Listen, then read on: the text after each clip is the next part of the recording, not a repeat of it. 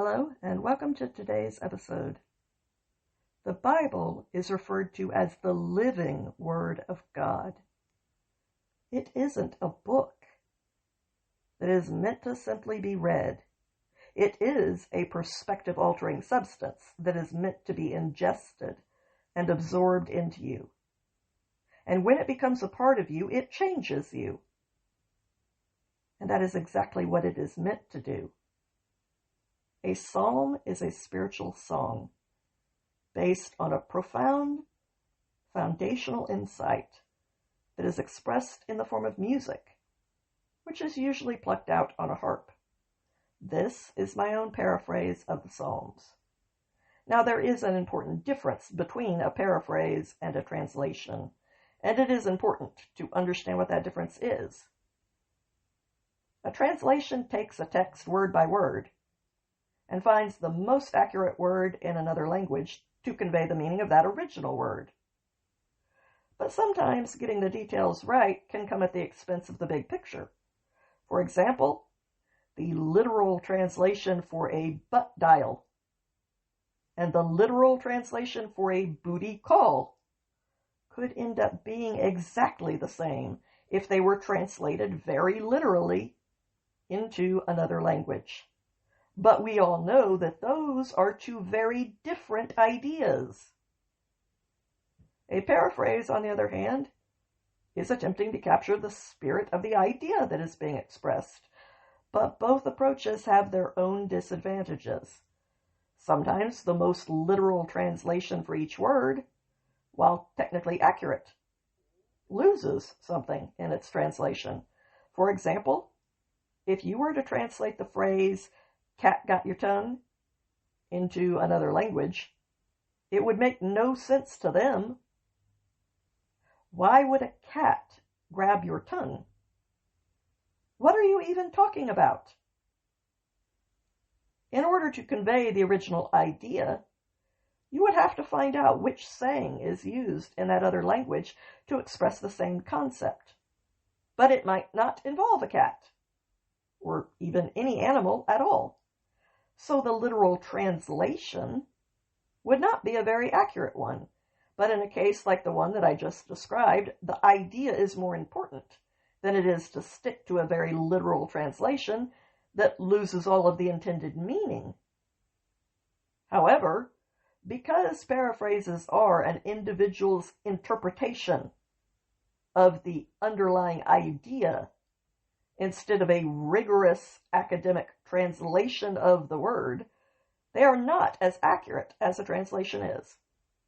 A paraphrase is a lot more subjective, and that makes it much more susceptible to interpretations that are way off the mark of the original text's intent. The focus of a translation is on detailed accuracy, and sometimes the broader picture is not conveyed very clearly as a result. The focus of a paraphrase is on painting that big picture, but it often loses the accuracy of the finer details. Both of these are useful, as long as you understand which is which, and what the disadvantages to each approach are. And that is why I recommend using both an accurate translation, like the New American Standard, and a responsible paraphrase. Psalm 12. Help us, Most High, for the last principled person that we could look to who had a heart that was true has just met his end. All those who were once loyal and devoted, who followed a reliable North Star, have completely disappeared from this final remnant of mankind. Now every word that comes out of their lips is worthless and empty. No one speaks the truth anymore. They only ever lie to each other all the time. All of their divisive and two-faced hearts are each intent on deliberately deceiving each other with their skillful use of flattery and silky smooth speech. But the Lord will put an end to all of their pretty words and to the impressive sounding matters that they use to mesmerize others. Inwardly, they brag, "We can talk the little people into believing anything. Whatever story we concoct will take over the entire world. Our mouths belong to us, and we can say whatever we want to with them. Who has the right to be our boss and tell us what to do?" But the Most High has something to say too. Because of the great harm that your devastating gains have wreaked on the vulnerable, who have been robbed of necessary sustenance by what you have done, because of the groans of misery and despair that come from the forgotten, who suffer under the burden of the needs that have gone completely unmet by this false code of morality that you have devised for everyone. Because of the mass suffering that you have created, now I will emerge on high to personally provide for them. I will intervene and surround them with the security that they long for. For unlike all of these superior narcissists, the words of the Most High are pure. His words are like the world's finest silver that has been refined in the furnace over and over again and filtered 7 different times until it is flawless in its perfection. You, Most High, will guide people through this peril.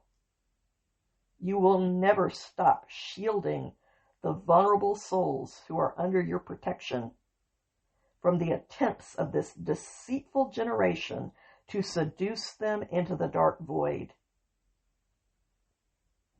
Those wicked people who worship at the altar of themselves will strut around like vain peacocks and use the chaos of disorienting confusion to stalk men on every side, for that is what is inevitable when empty worthlessness is prized by humankind, and things that are vile are highly regarded among the children of the human race.